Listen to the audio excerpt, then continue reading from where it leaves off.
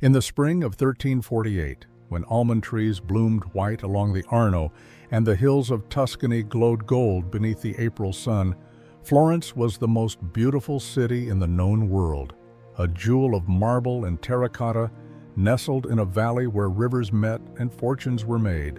50,000 souls called it home, more than London, more than Paris, more than any city north of the Alps.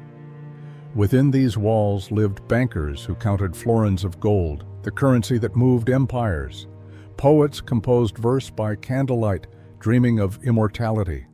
Weavers worked their looms from dawn until their fingers bled, creating silk that would clothe kings and popes. And children ran through the piazzas, chasing pigeons, laughing in the spring sunshine. Children who would never grow old enough to remember this final season of innocence. And within 6 months, this city of artists and dreamers would become a city of corpses. The laughter would die. The looms would fall silent. The streets that echoed with life would know only the creak of death carts and the buzzing of flies. And the living would look upon the dead with something close to envy. I have examined the chronicles of Giovanni Boccaccio, who walked these streets during the dying time. The death records of Santa Maria Novella, where monks counted bodies until their ink ran dry. The letters of Petrarch, who lost his beloved Laura to the pestilence, to bring you what no living eye has seen, until now.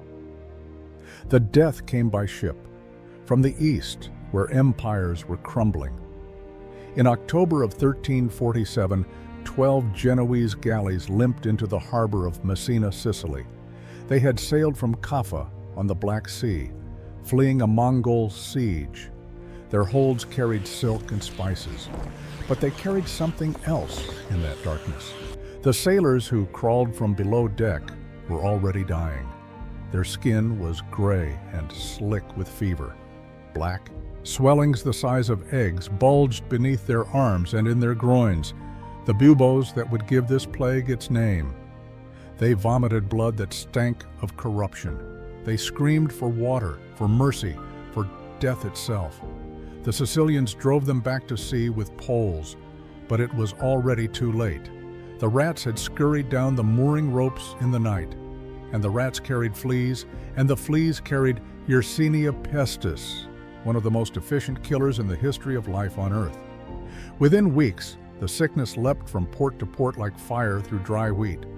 Pisa fell. Genoa lost half its people before Christmas. And with every merchant ship, every fleeing refugee, the plague traveled north, toward Florence.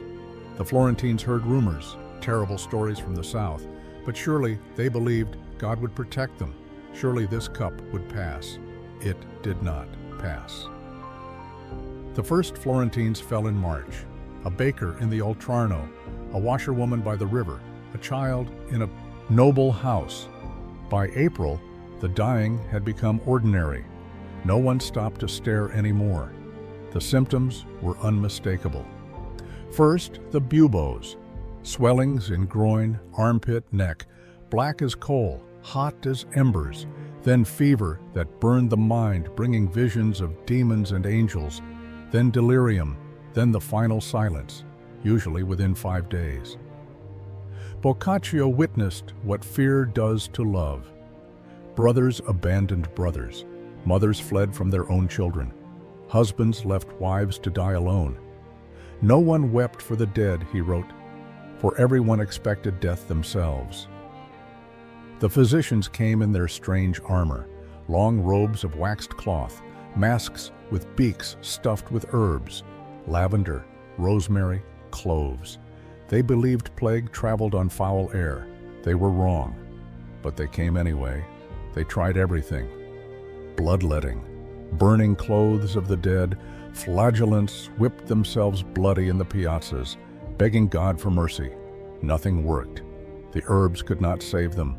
The prayers could not save them. Nothing could. When the churches filled with corpses, they dug pits. Massive pits outside the walls, 40 feet deep. Layers of bodies, then earth, then more bodies. Like lasagna, one witness wrote with bitter humor. Even at the end of the world, humans find ways to laugh at the darkness. The grave diggers were the last heroes. Called becchini, criminals mostly, offered freedom from prison in exchange for handling the dead. They worked until they dropped. Few lived to collect their freedom. By summer, the great Piazza della Signoria stood empty. This was the heart of Florence, where thousands gathered daily to argue and celebrate. Now there was no one. The fountain burbled to itself. The statues stared at nothing. Bodies lay where they fell, in fountains where children once played, on church steps where the faithful once knelt, in doorways of the finest palazzos where servants had died and masters had fled.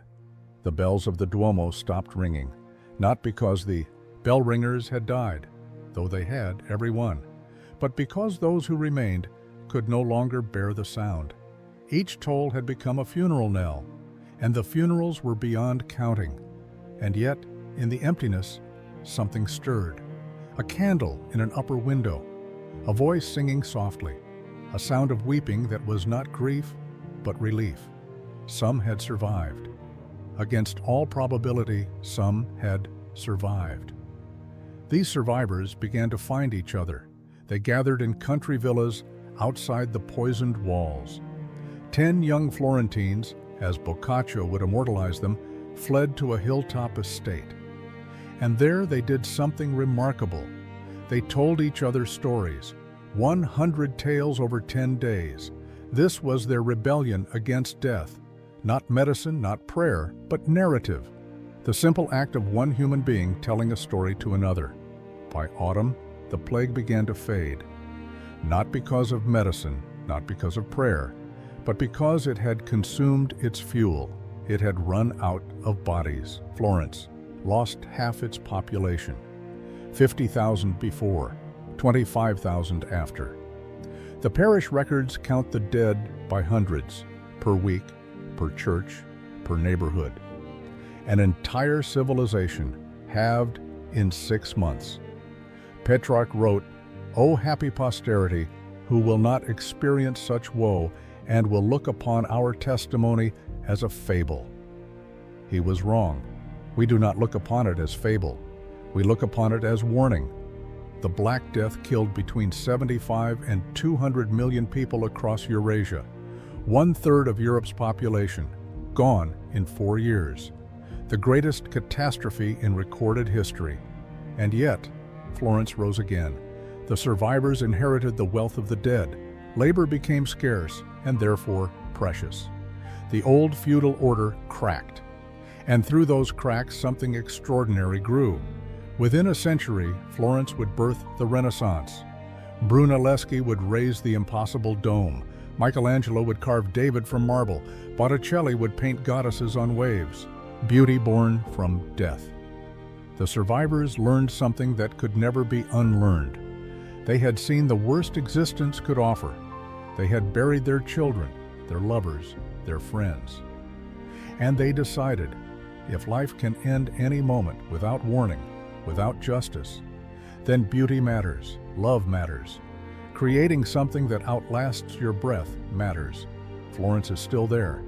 The plague pits are buried beneath parking lots now. Tourists take selfies where corpses once lay stacked. But the bones remember, the stones remember, and now so do you.